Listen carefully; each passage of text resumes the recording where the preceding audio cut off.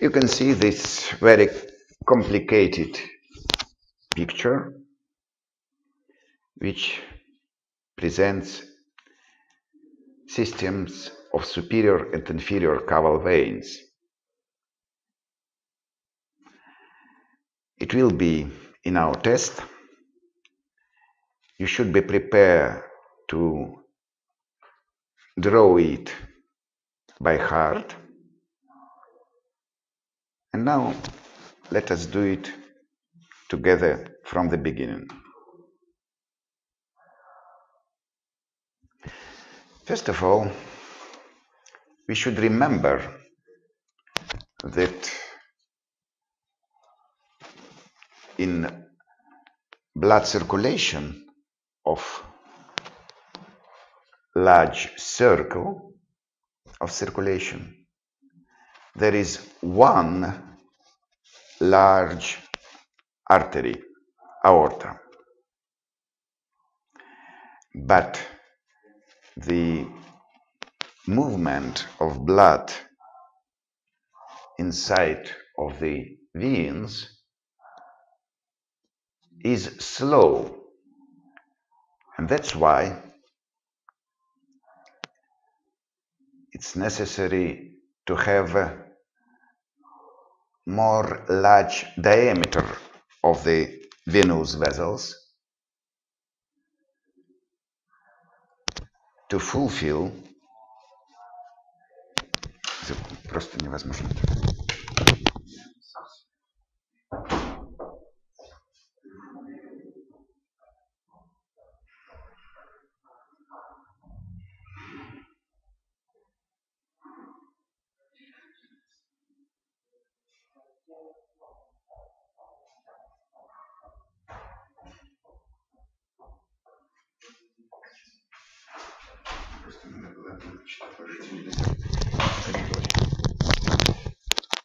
So, excuse me,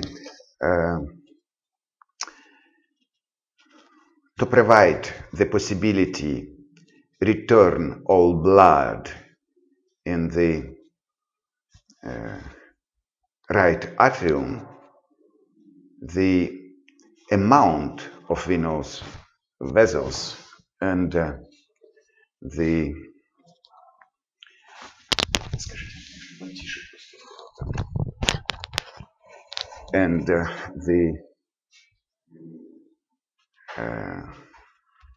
diameter of venous vessels should be less.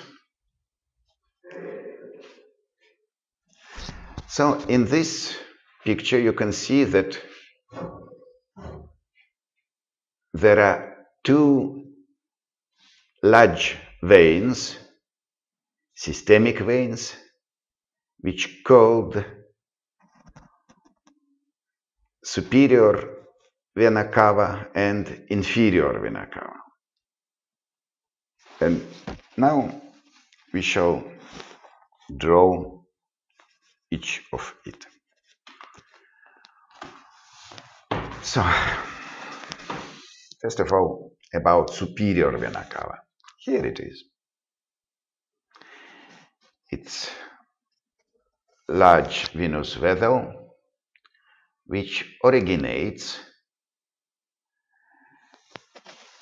due to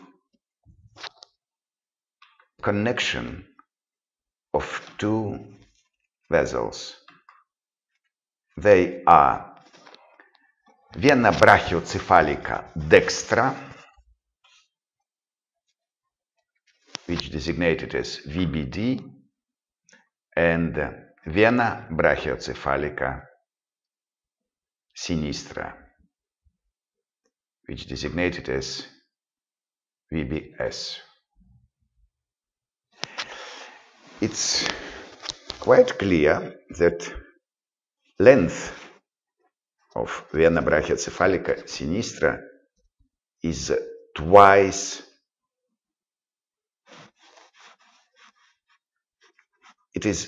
longer than vena brachiocephalica dextra. And direction of these two vessels are different. Vena brachiocephalica dextra is directed practically in vertical position, but vena brachiocephalica sinistra is directed almost horizontally. So it's very interesting features of these vessels which we should know. When vena brachiocephalica dextra and vena brachiocephalica sinistra connects with each other, here appears vena cava superior as a distinct vessel. So vena cava superior drains into the right atrium, and practically it is vessel for drainage of all upper part of our body. That means head, neck, thoracic cavity, extremitas superior from both sides. That's why each of vena brachiocephalici are results of connecting of two another vessels. They are vena jugularis interna, here it is, from right side. It serves for drainage of head and neck, and vena subclavia dextra, which serves for drainage of upper extremity. And practically the same situation from left side. I use this designation for vena jugularis interna sinistra and vena subclavia sinistra. So vena subclavia shall be connected, or we can say that it is prolongation of vena axillaris, vena brachialis, and so on. Practically each of large veins corresponds to arteries and accompanies the arteries with the same name.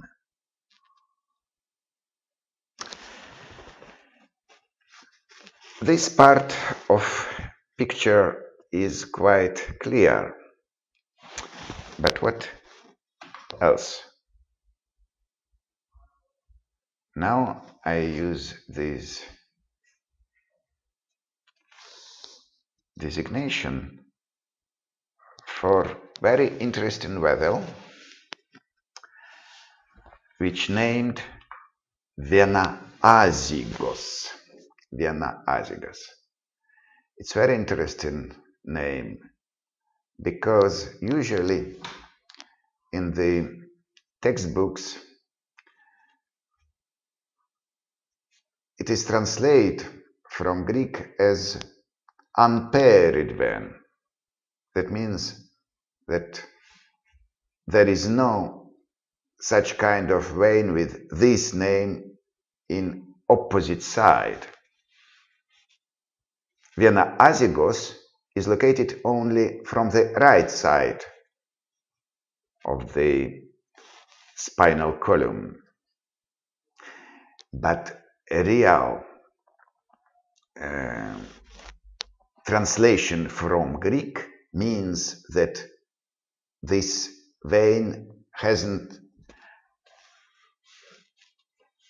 yoke fellow or spouse. So it should be translated that it isn't married. So this vein, vena azygus, hasn't any spouse from the left side, which accompanies it, but from left side we shall find another interesting vessels. What purpose serves vena azygus? It serves for drainage of the intercostal spaces. So these parallel small veins, they are venae intercostalis dextrae. So from each intercostal space we can find intercostal veins which accompany intercostal artery, and they pass in the sulcus costae of each rib. And what about the left side? It's interesting that from left side we can find this vessel. If vena azygus enters to the vena cava superior, and that's why we can divide vena cava superior into two parts before the entering vena azygus and after it entering. So the next vein, it enters into vena azygus and it designates as vena hemiazygus. Vena hemiazygus.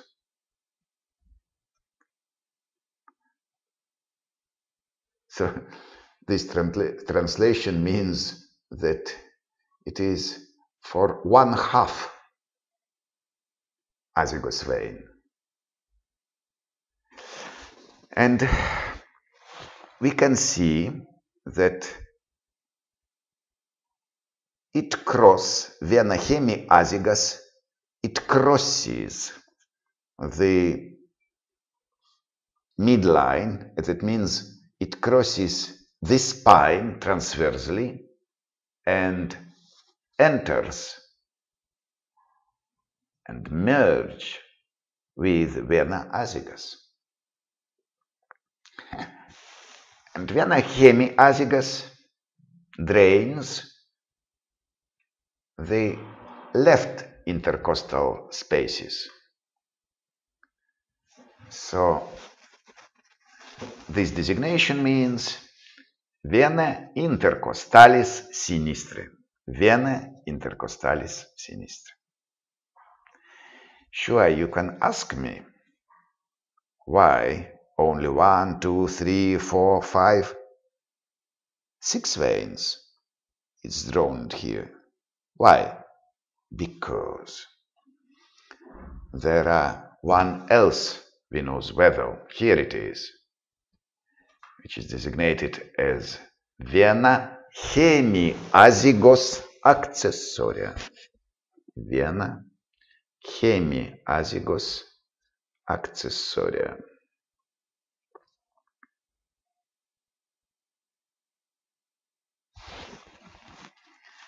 Vena hemiazygos accessoria.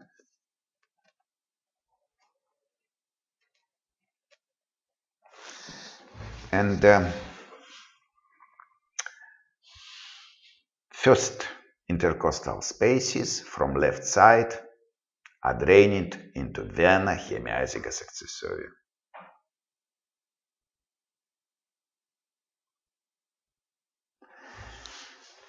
And now we can understand when we are speaking that vena cava superior serves for drainage also of thoracic cavity. Why? Because we can find a lot of intercostal veins which are connected with azygous vein and hemiazygous vein and accessoric hemiazygous veins, and all of them are drained into vena cava superior. And now I shall use this red line for demonstrating of border between thoracic cavity and abdominal cavity. What does it mean? It's musculus phrenicus or diaphragm.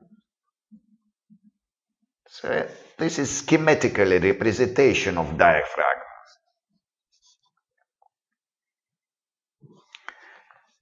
That means that lower of diaphragm we can find also parallelly passing venous vessels which are called as venae lumbalis. From this side, vena lumbalis dextra. And from left side, we can find vena lumbalis sinistra.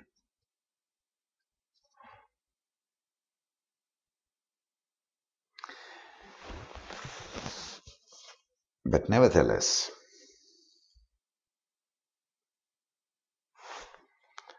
this origination of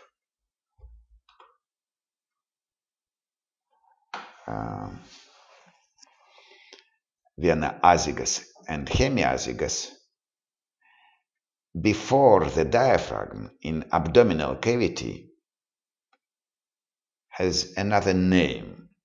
Here it is. It's called as vena lumbalis ascendens, or in plural, vena lumbalis ascendentis. So here it is, right vena lumbalis ascendens, and here it is, left vena lumbalis ascendens. It means it's the same vein as azygos and hemiazygos, but nevertheless, in abdominal cavity, they called as vena lumbalis ascendentis. And now we can say that all these veins are veins of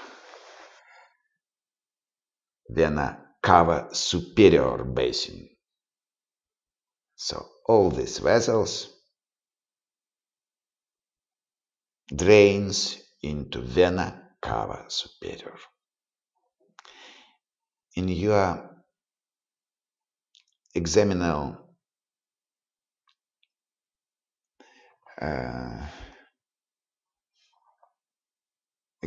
tickets, there is such kind of question as system of vena cava superior, the venous vessels which drains into vena cava superior. So it would be good if you shall draw this part of picture when you shall response for this question. Okay, now we shall continue with second large venous vessel. It's vena cava inferior. Vena cava inferior. If vena cava superior descends from above, so vena cava inferior ascendens from below. That's why the blood flow in this venous vessel can have obstacles due to hydrostatic pressure when we are in vertical position. That's why we can very often see in elderly men and especially in elderly women the varicose enlargement of superficial veins of the legs. Why? Because when we are standing, the blood movement into the direction to the heart, it is not easy because the hydrostatic pressure in conditions of vertical orientation is directed downward. So, vena cava inferior is a result of connecting of two large vessels. They are vena iliaca communis dextra and vena iliaca communis sinistra. Again, as in comparison with vena brachiocephalica dextra and vena brachiocephalica sinistra, we can see that vena iliaca communis dextra is directed practically vertical, almost vertical, but vena iliaca communis sinistra is directed almost horizontally.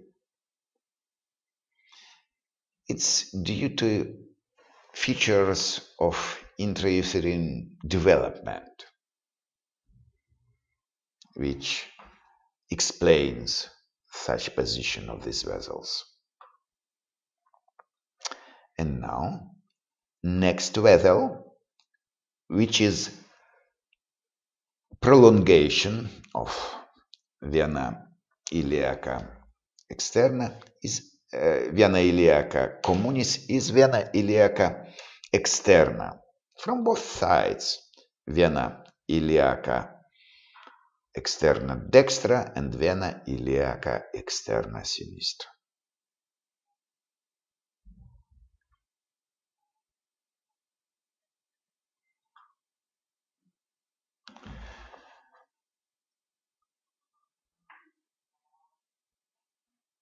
So, they are continuation of each other's.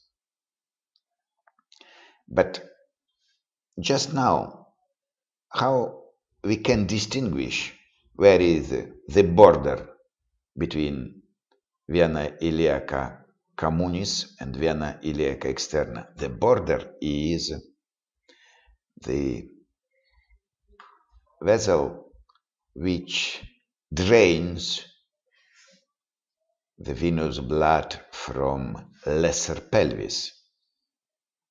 It is designated as vena iliaca interna from both sides, vena iliaca interna dextra and vena iliaca interna sinistra. So, here it is, the scheme of organization of vena cava inferior. And now, to finish the picture, it's necessary to use these dotted lines. What does it mean?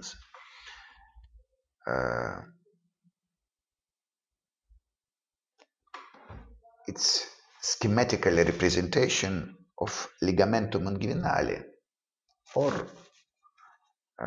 sulcus inguinalis in living person. Because this structure, ligamentum inguinale or sulcus inguinalis, they are border between the abdomen and inferior extremity. That's why we can say that vena iliaca externa is a continuation of vena femoralis. Again, from both sides, we can draw vena femoralis dextra and sinistra and say that they are vessels of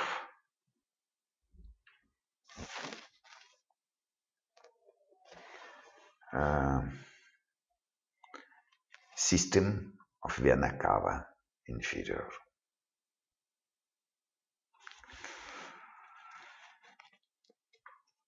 Now, all these vessels we can combine together and to write down that they are part of system of vena cava inferior.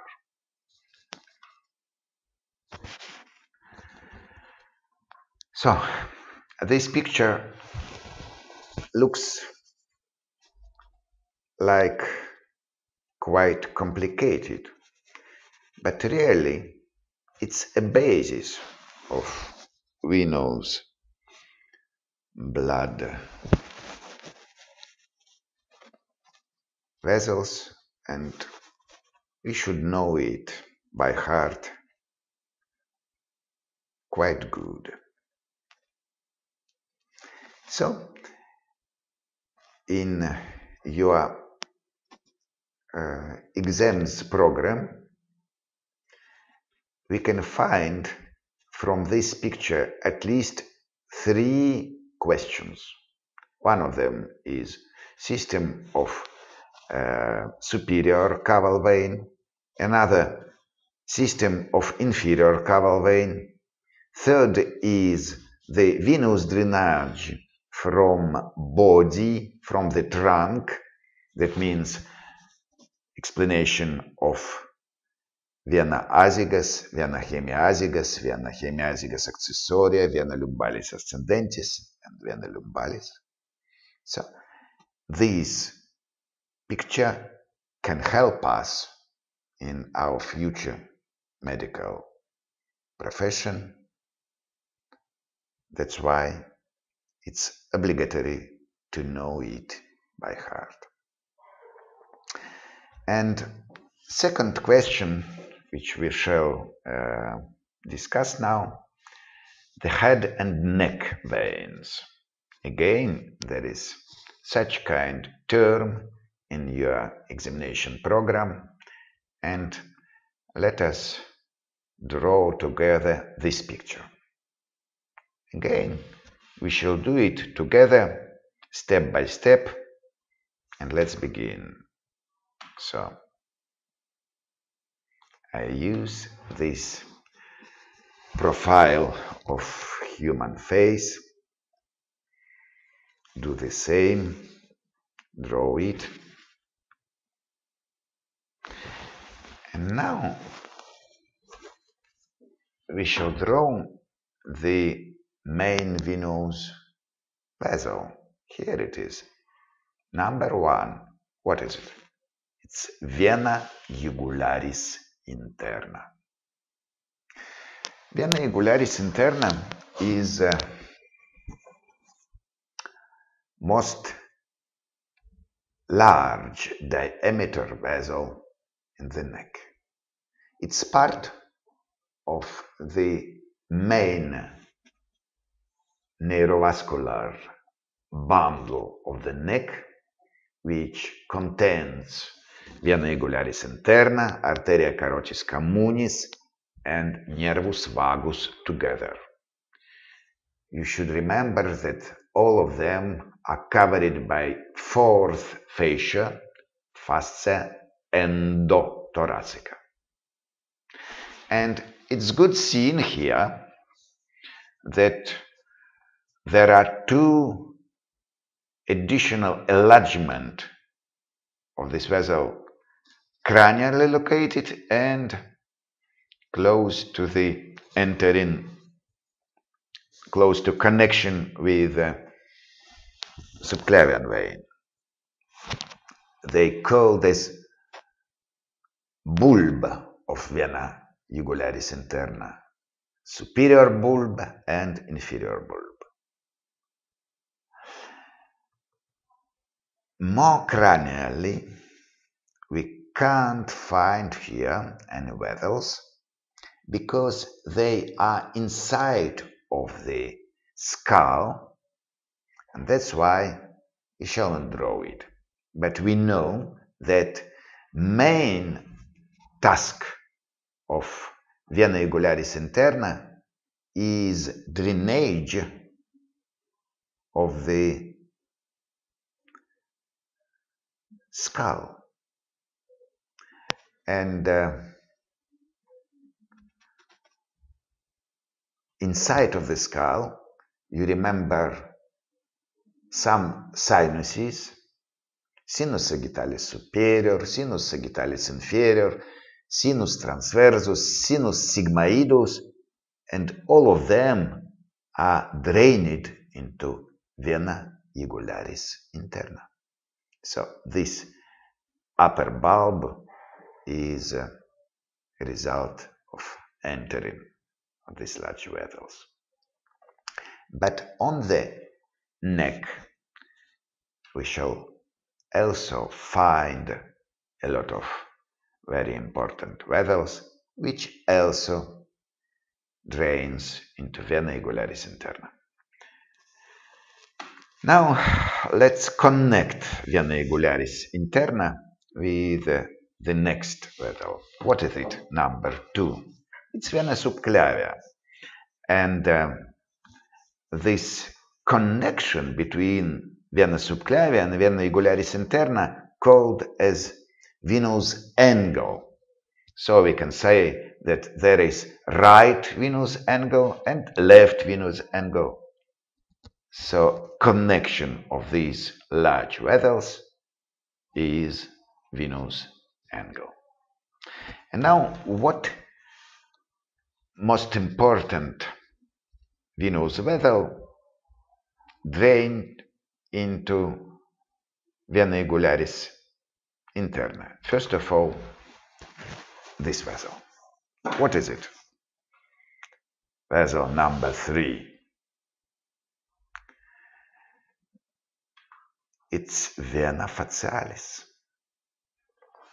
You can see that it consists of 2 parts, one of it oriented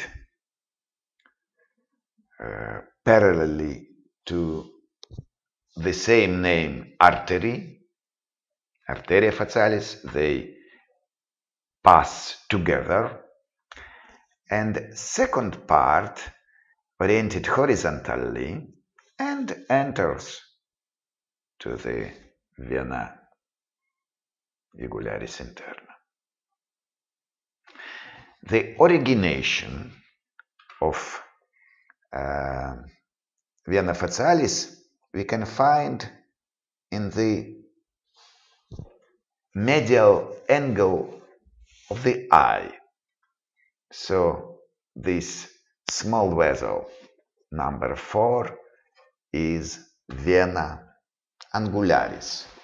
This name angularis means that this vessel originates from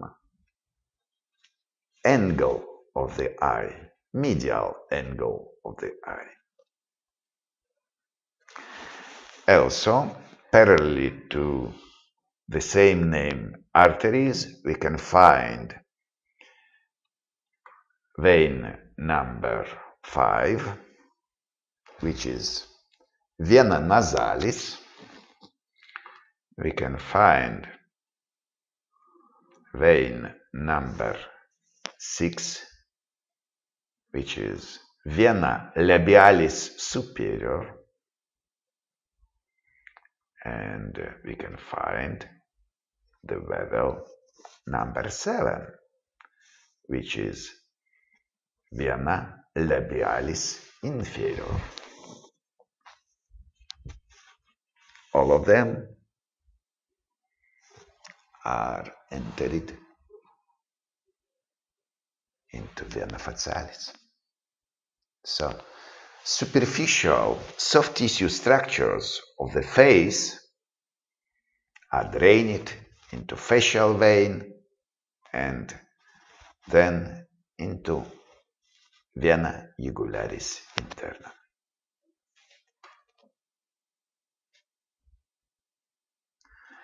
And now, the next small vessel is located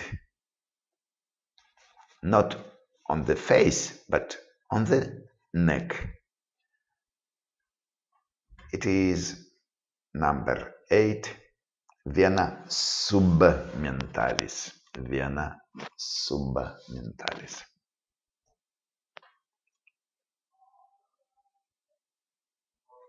Now, practically, we have finished the vena facialis. And now, another very interesting and important vessel, number 9. What is it? So named vena retromandibularis.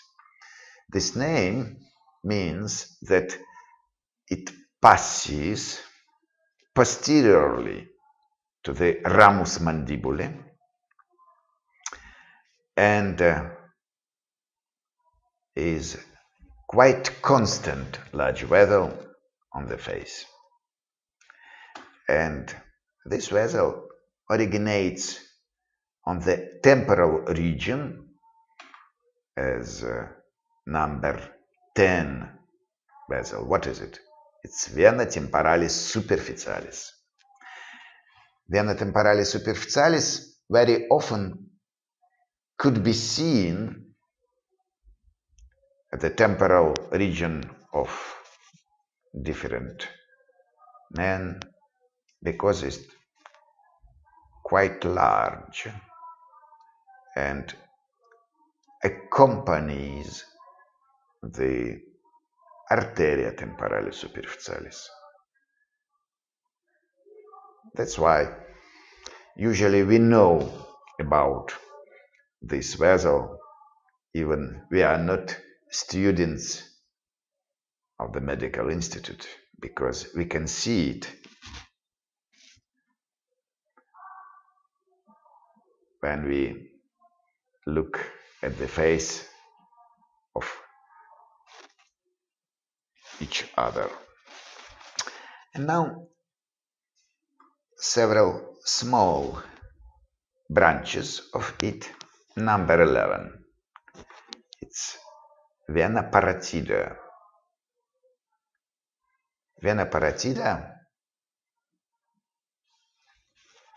drains from parotid gland, glandula parotida, and is located before the external auricula. And also we can find small vessels as number 12, so named vena transversa faciae. You remember that artery with the same name isn't constant. Practically each third person hasn't such artery.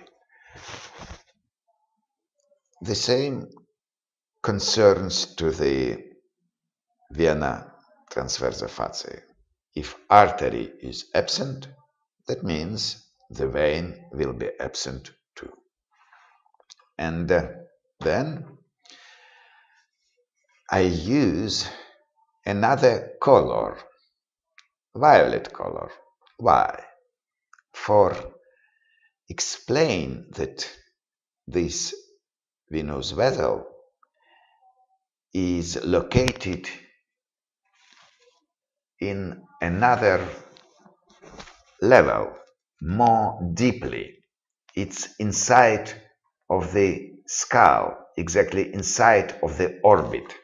So these two parallel blood vessels is designated as number 13. They are venae ophthalmice superior and inferior. Venae ophthalmice superior and inferior. So they are situated inside of the orbit, and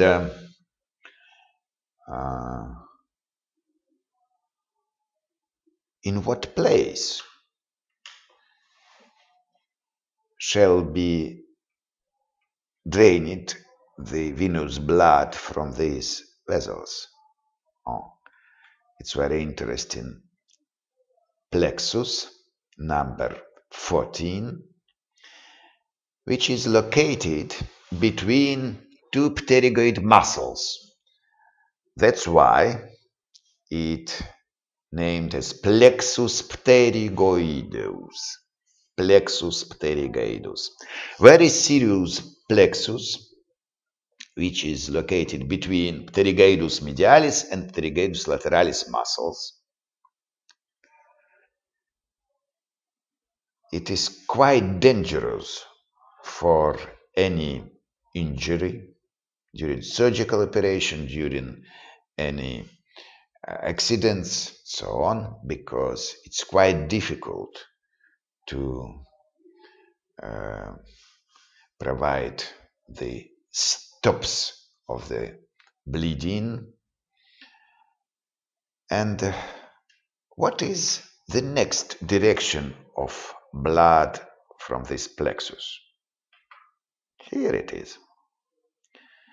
We can find vessel number 15, which drains plexus parotidus into fascial vein, and that's why it named as vena profunda faciae, vena profunda faciae, which drains pterygoid plexus into the vena facialis. But the main way of the drainage, plexus pterygoidus, is this vessel number 16, or vena maxillaris. You can remember the arteria maxillaris, the branch of external carotid artery, and practically vena maxillaris accompanies it. So vena maxillaris is a vein which accompany arteria maxillaris and which is connected with very large blood plexus, venous blood plexus, as plexus pterygoidus. And another very interesting way of venous blood connection is designated now with a dotted line of violet color. Why dotted? Because it is located more deeply than plexus pterygoidus and vena ophthalmice superior and inferior. It is anastomosis which drains venous blood into number 17. This place means sinus cavernosus. Do you remember that sinus cavernosus surrounds arteria carotis interna when it enters into the skull? And practically we said that arteria carotis interna is located inside of sinus cavernosus. So this place inside of sinus cavernosus is designated as number 17.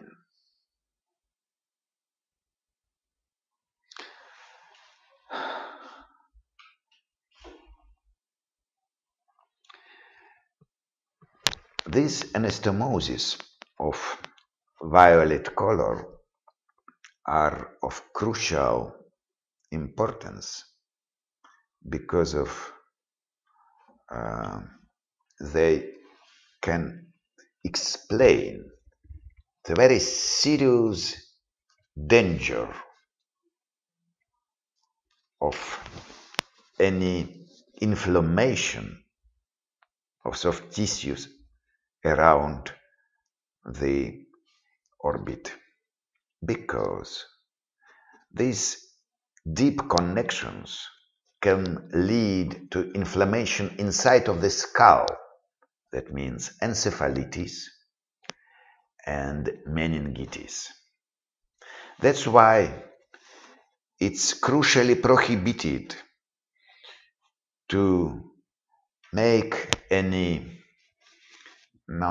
self-operation on this region around the eyes, on the forehead, on the cheek, because it could lead to very rapid inflammation inside of the skull.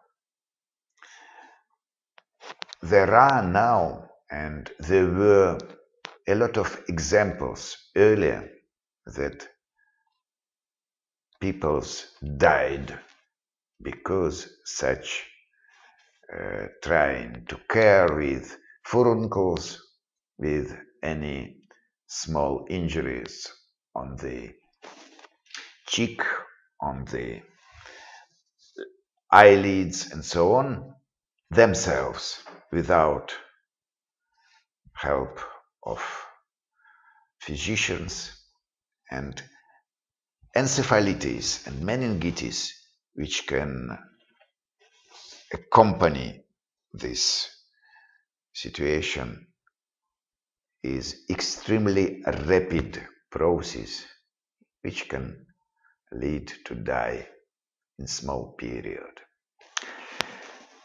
Okay, and next, several small vessels are located on the neck, and they are number 18, vena lingualis, and number 19 is vena thyroida superior.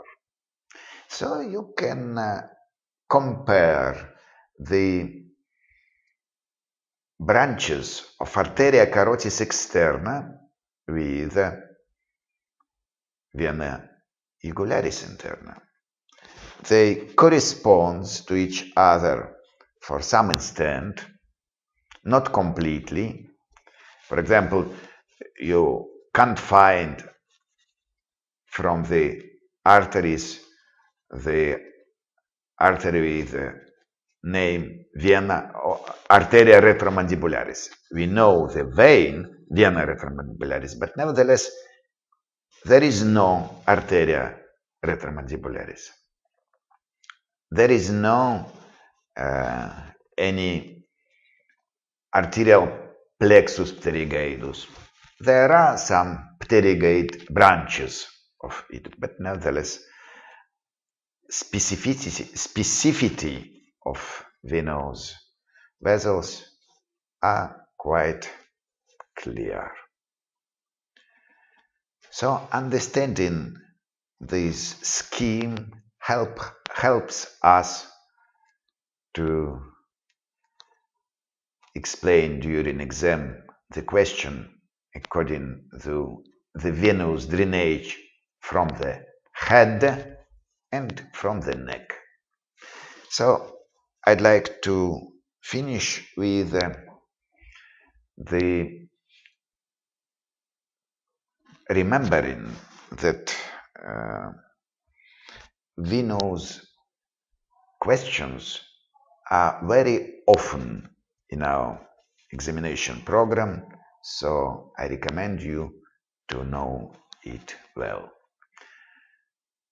Thank you. Now you are free.